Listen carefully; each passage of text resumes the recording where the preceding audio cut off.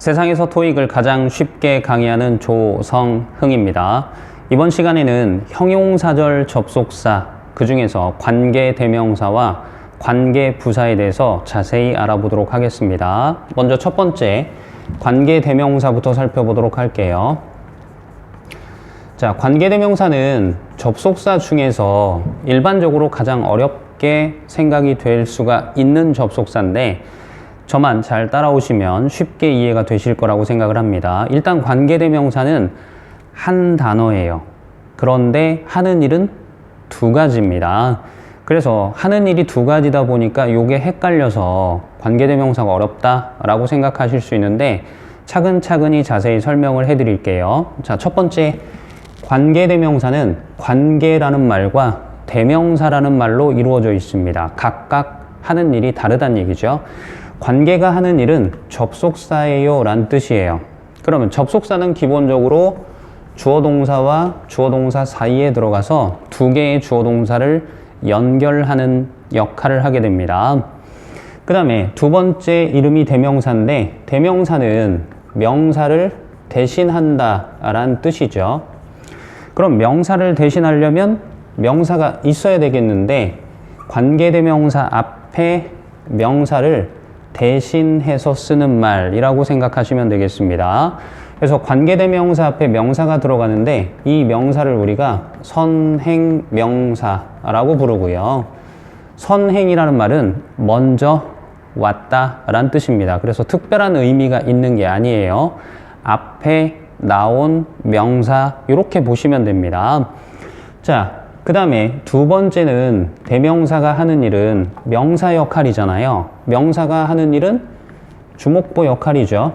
그래서 주목보 자리에 들어갈 수 있다라고 얘기할 수 있는데, 관계대명사가 보어 자리에 들어간 형태는 보기가 되게 어렵습니다. 그리고 시험에 출제도 되지 않기 때문에 주어 역할이나 목적어 역할을 할 수 있다, 이렇게 두 개만 알아두셔도 되겠습니다. 자, 그러면 이 대명사가 주어 역할을 하면 뒤에 주어가 빠지겠죠.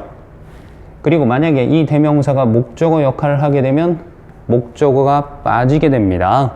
이렇게 문장에서 중요한 성분인 주어나 목적어가 하나씩 빠져있는 문장을 우리가 불완전한 문장, 이렇게 정리를 합니다. 자, 그러면 관계대명사가 나왔을 때 두 가지를 기억해 주시면 돼요. 첫 번째, 관계대명사 앞에 선행명사 들어가더라 라는 부분 기억하시고요. 두 번째, 일반적으로 관계대명사 뒤쪽에는 불완전한 문장이 나온다, 이렇게 기억해 두시면 되겠습니다. 자, 그러면 관계대명사에 대해서 조금 더 구체적인 내용을 살펴보도록 할게요. 조금 전에 선행명사 이야기를 했었는데, 선행명사에 따라서 관계대명사가 어떻게 변화가 되는지 살펴보도록 하겠습니다. 선행명사는 그냥 명사라고 얘기했었죠. 그래서 명사는 사람이나 사물의 이름이다. 즉, 사람과 사물로 구별이 가능합니다. 그래서 선행명사가 만약에 사람이면 거기에 맞는 관계대명사는 who를 씁시다 라고 약속이 정해져 있습니다. 그 다음 선행명사가 사물이면 관계대명사는 which 씁시다 라고 약속이 정해져 있고요. 선행명사가 사람과 사물이 같이 나오거나 사람인지 사물인지 애매할 때, 그럴 때는 아무거나 써도 돼요 라고 정리가 되는 that을 쓸 수가 있습니다.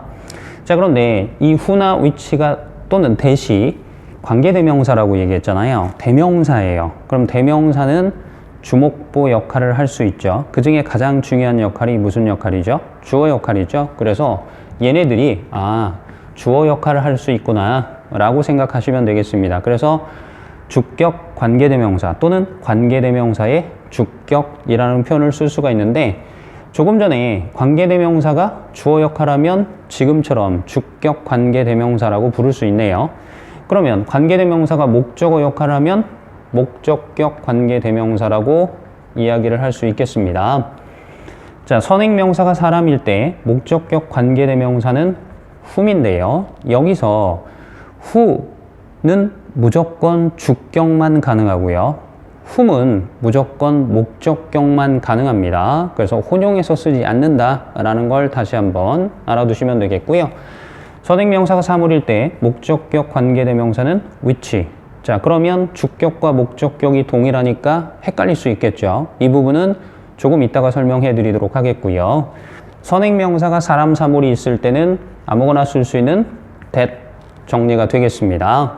얘도 주격과 목적격이 동일하죠. 그래서 조금 이따 역시 살펴보도록 하겠습니다. 그 다음 관계대명사에 소유격이 있어요. 여기서 기억하셔야 될 게 소유격은 뒤에 명사가 붙게 됩니다. 그죠? 그래서 소유격은 품사가 뭐예요? 명사랑 가장 가까운 자리에 있다. 즉 명사 수식하는 형용사다. 이렇게 얘기할 수 있습니다. 자, 지금 우리가 하고 있는 게 뭐죠? 관계 대명사입니다. 대명사를 하고 있었는데 갑자기 소유격은 품사가 뭘로 바뀌어요? 형용사로 바뀌죠. 이렇게 원래 하던 역할에서 새로운 역할 또는 특별한 역할로 바뀌게 될 때 시험 문제가 출제가 될 가능성이 있으니까 이 부분 좀 기억을 해 두시고요. 그래서 소유격 관계대명사 뒤에는 여러분이 따로 명사가 나온다를 염두에 두고 공부를 하셔야 됩니다. 선행명사가 사람일 때 소유격 관계대명사는 who's를 쓰는데요. 뒤에 뭐가 나와야 된다고요? 명사가 붙어야 된다고요. 그렇죠? 선행명사 사물일 때 소유격 관계대명사는 동일하게 who's라는 표현을 사용하게 됩니다. 역시 뒤쪽에 명사가 붙고요.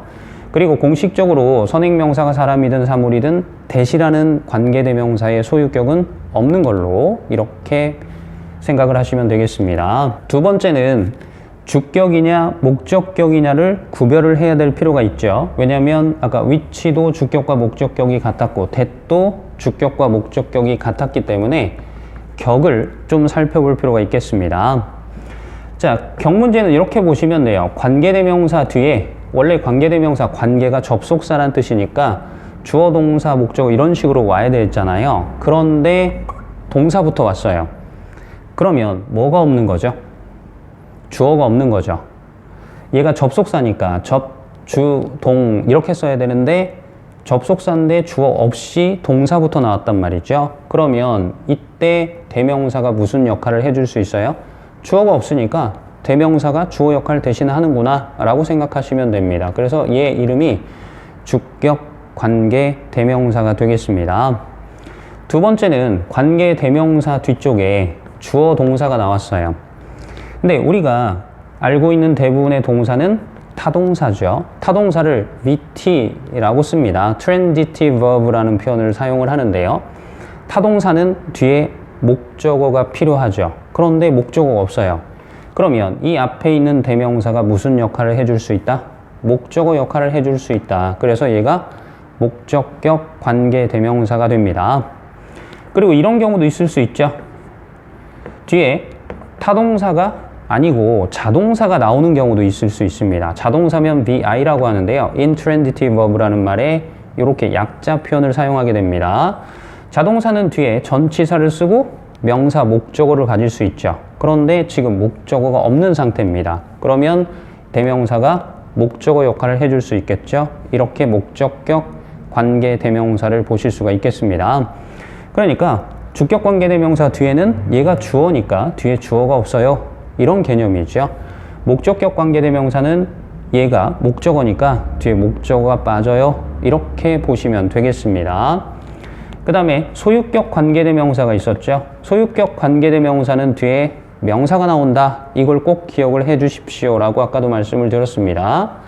그리고 소유격 관계대명사 뒤에 있는 명사는 거의 대부분 주어 역할을 해요. 그러면 이 명사가 주어면 뒤에 동사가 나오겠죠. 우리가 알고 있는 대부분의 동사는 타동사니까 뒤쪽에 명사, 목적어, 그죠? 물론 자동사일 경우는 전명구가 나오겠습니다. 자, 이렇게 격을 좀 살펴봤는데 이렇게 한번 따져볼게요. 주격 관계대명사가 만약에 없다면 한번 가려봅니다. 뒤에 주어가 없죠. 불완전한 문장. 그래서 관계대명사 뒤에는 불완전한 문장이 나온다.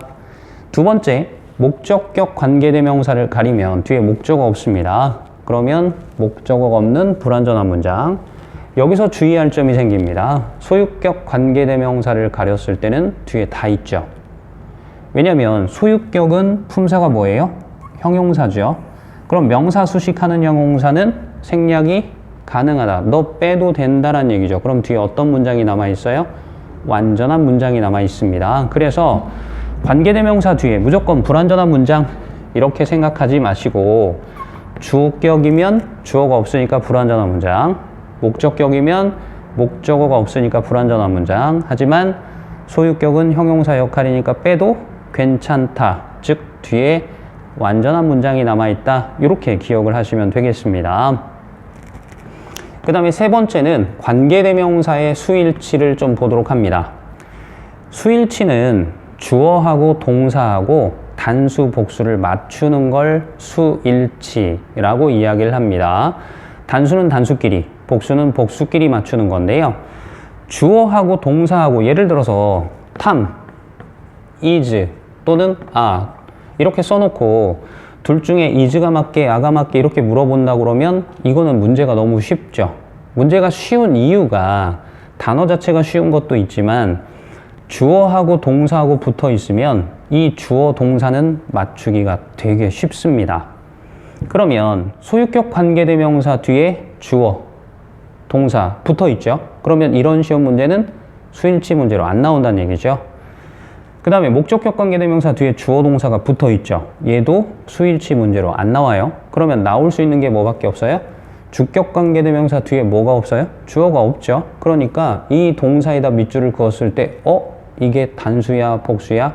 이거를 맞추는 게 시험 문제에 나올 수 있습니다. 그래서 관계대명사의 수일치 문제는 주격 관계대명사가 나왔을 때 동사에 밑줄이 그어 있을 때 이걸 단수냐, 복수냐 맞추는 겁니다. 그거에 대한 대표적인 예이면서 시험에 잘 나오는 형태 두 가지를 정리를 해드릴 건데요. 앞에서도 한번 본 적이 있습니다. anyone who is 여기에 밑줄이 그어 있을 때 주격 관계대명사 뒤 동사에 밑줄이 그어 있으면 이 동사는 관계대명사 앞에 있는 선행명사랑 단수, 복수를 맞추시면 됩니다. anyone, someone, everyone, no one은 전부 다 단수 취급하는 대명사예요. 그래서 is라는 단수 동사를 쓴 겁니다. 그 다음에 두 번째는 those who are 라는 표현도 역시 중요하게 시험에 잘 출제가 되는 내용인데요. 여기 are 라는 주격관계대명사 뒤쪽 동사는 선행명사인 those랑 단수, 복수를 맞추시면 되는데 those는 그 사람들 이렇게 해석이 되는 복수명사입니다. 그래서 복수는 복수끼리, 단수는 단수끼리 이렇게 정리를 해두시면 되겠습니다.